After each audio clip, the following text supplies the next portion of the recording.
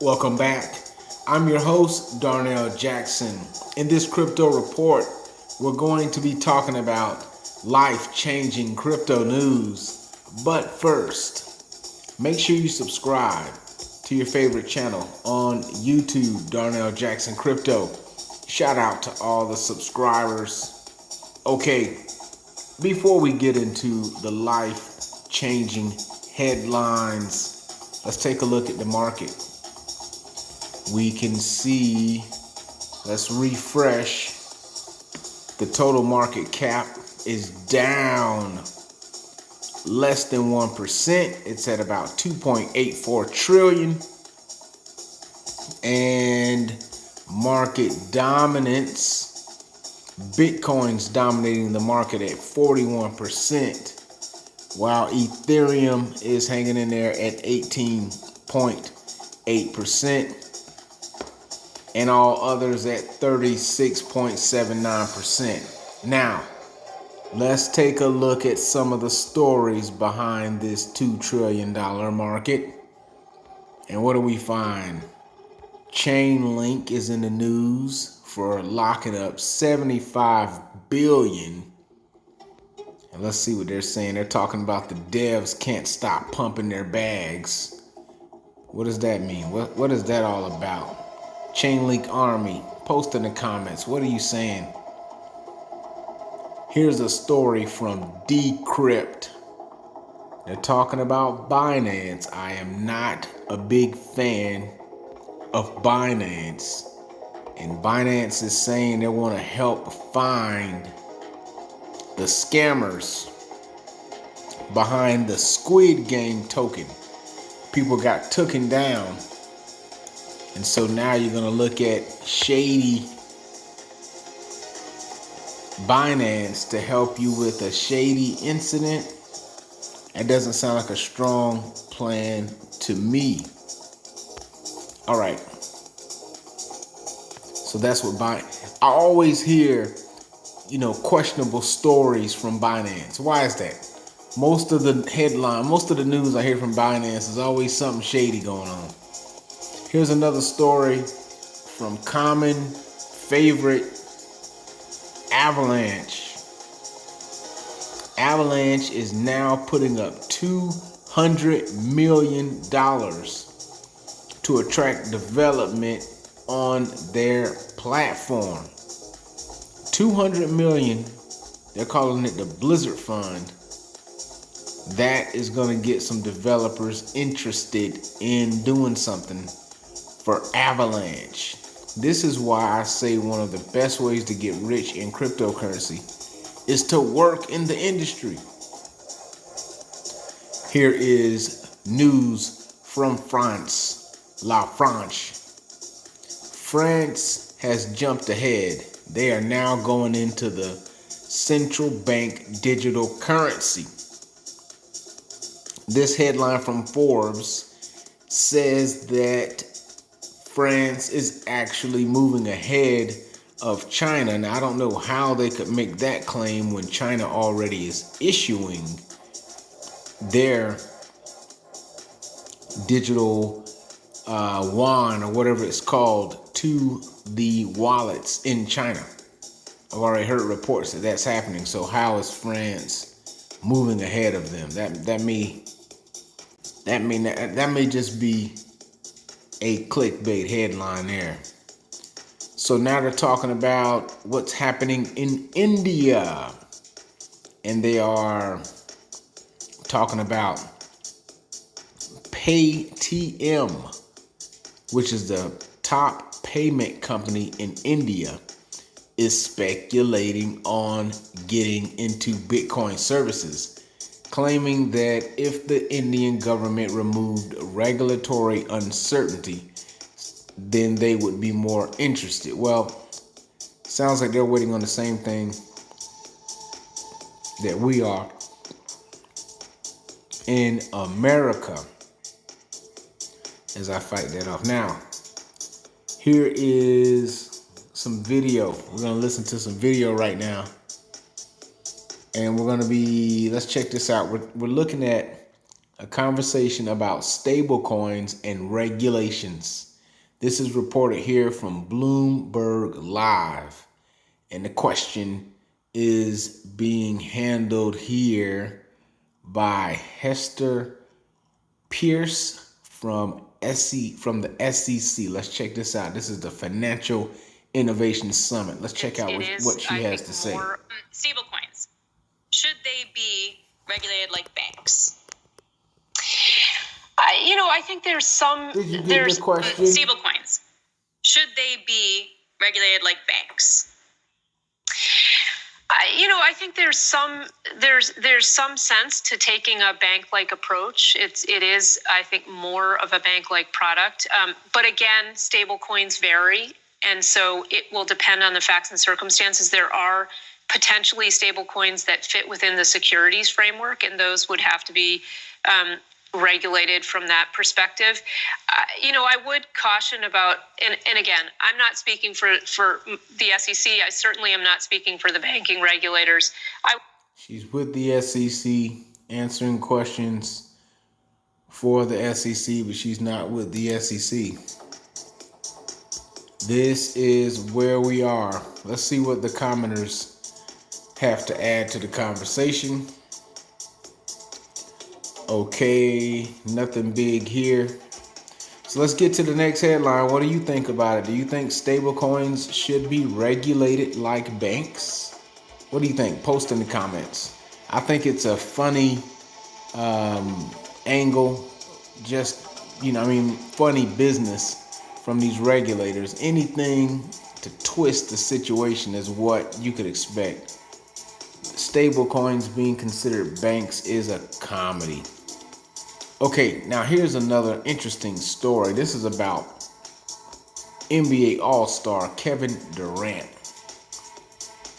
He has invested into a technology company that's getting involved in the blockchain. And he's got a SPAC firm. And it's going to be focusing on crypto and blockchain. So this just shows even the cool kids are starting to dive head first into crypto. They're not buying nightclubs. They're buying technology firms. Man, just think about that for a second. And so now here's your next story from the Bitcoin archive. $440 billion asset manager Jefferies Group has sold gold to buy more Bitcoin. I'm just gonna add Peter Schiff just to troll real quick here. Peter Schiff should be made aware. Is it gonna let me? Is it gonna even let me? I'm doing this live here. Let's see if I can. There we go. Let's add Peter Schiff on this comment. He should be made aware that people are selling gold and buying Bitcoin. Why would they do something like that, Peter? Okay, here's another story talking about Bitcoin miners. Bitcoin Magazine is saying that Bitcoin miners have been more profitable than they have been in the last couple years. So this is more signs of good things happening for Bitcoin and crypto. Here's a story from Forbes where they're talking about family offices investing in crypto. So now you're talking about the major wealthy, some of the most wealthy people in the world organize their families in what's called family offices. So if they're investing in crypto, understand it's a bunch of money. So that's an interesting adoption update. Here is another story about Sandbox. And they have exploded recently. Let's take a look at what happened with Sandbox. Well, hold on. Before we do that, finish the story here. They have received 93 million investment from SoftBank. So let's jump over here so you can look at what's been happening with the sandbox.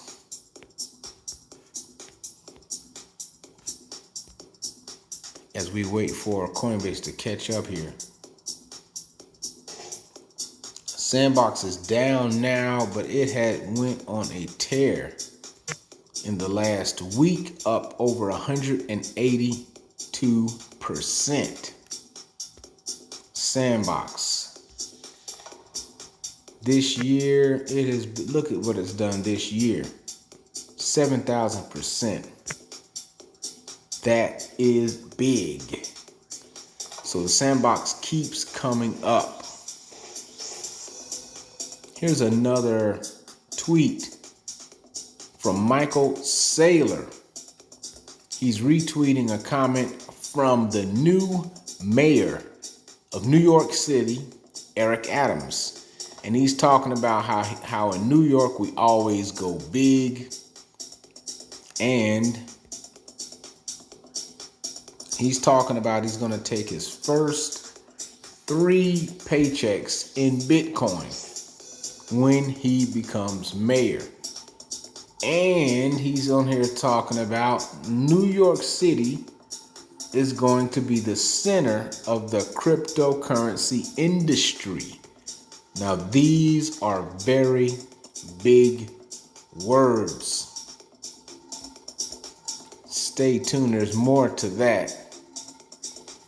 Okay, here's a story from Cointelegraph. Unless you've been hiding under a rock, you had to see the surge from Sol. Let's take a look at Sol real quick. Sol went crazy. People were talking about should you buy it for 200, and now you can see it went up as high as 250, and now it's at 242. Huge run for Solana. Post in the comments if you're a holder. And here is a news story. And FTX backed studio is saying Solana is better for game developers. Could this be why the demand continues to grow for Solana? Post in the comments. What do you think? Let's see what the Twitter users are saying. They say yes, but it can be shut down, right? Twitter's gonna go for the jugular.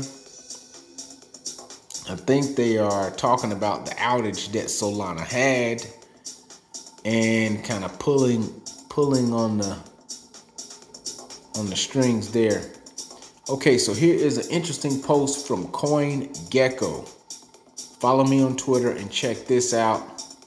These are the top Metaverse coins by market capitalization. You can screen print this. You can find this tweet. Axis Infinity, Mana, which I pointed out, Decentraland Mana, Engine, the Sandbox. These are all top tokens that I mentioned. UFO, Atlas. Make sure you take a look at this list. These are some really interesting projects that I have heard repeated multiple times during my research.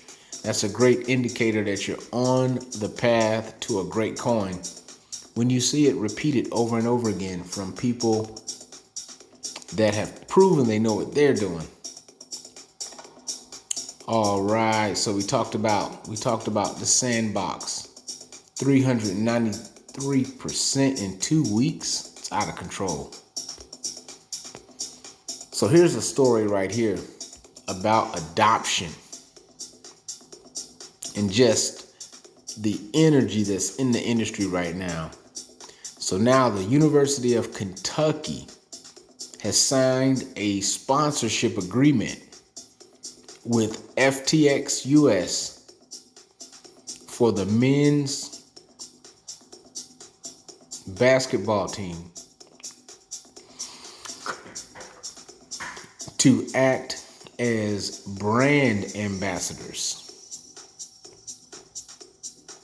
So that's very interesting on a couple of fronts, actually. One, because now college athletes are just openly getting endorsements. And two, because it actually is a crypto company that's stepping in, handing out the checks. What's stopping the banks from doing it? Could it be they don't have any money available? Let's see what the feedback is. Okay, no, nothing but spam right there.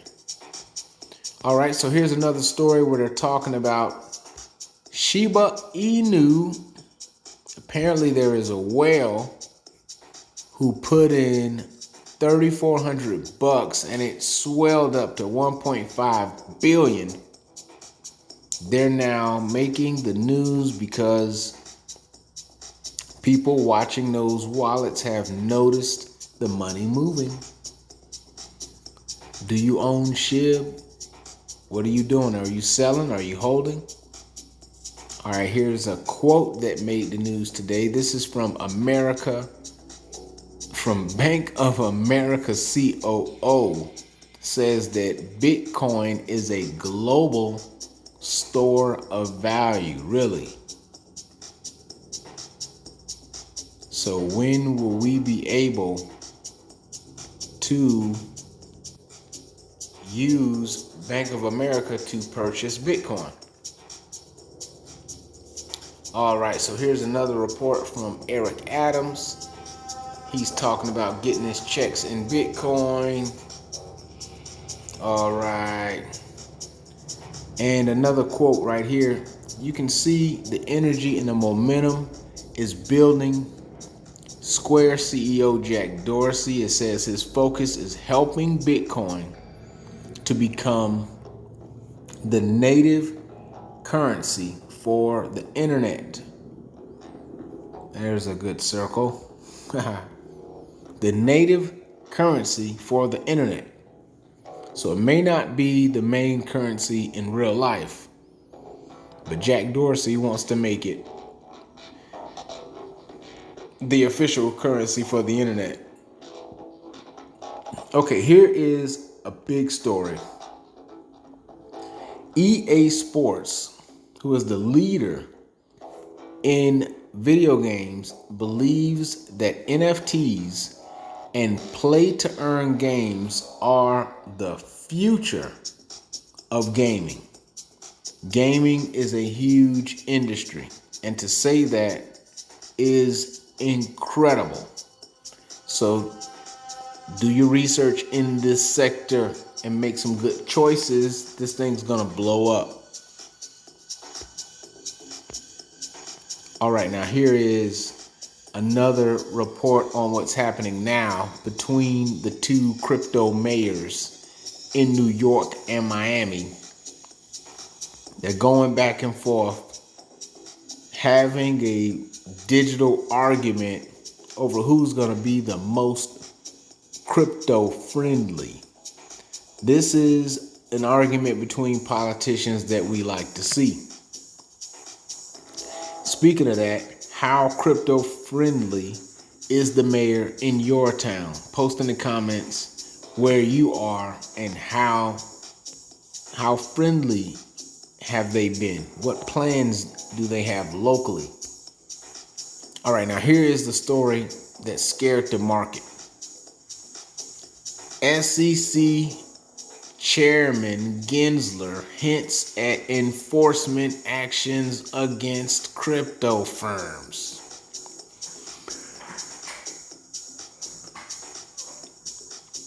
This made everybody run around with their head on fire.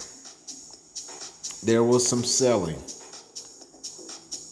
So here is some feedback, some reactions. They've already been doing so. Non-story. They are funded by Wall Street, so they get to make the rules. Once they are funded by crypto, So here is the story that spooked the market. Post in the comments if you think this is a big deal or if it's a nothing burger. All right, it could be a nothing burger. All right. So here is another big, very interesting story. Crypto.com jumps to an all-time high after it lists with Coinbase, which is another rival centralized exchange. You would not have expected one exchange to list another. You would think they would prefer to compete. But in this case, let's take a look here. We're going to find the Crypto.com token. We know it's on a list of gainers for today. It is. There it is. It came up 10%. And Crypto.com went straight up from 20 cents.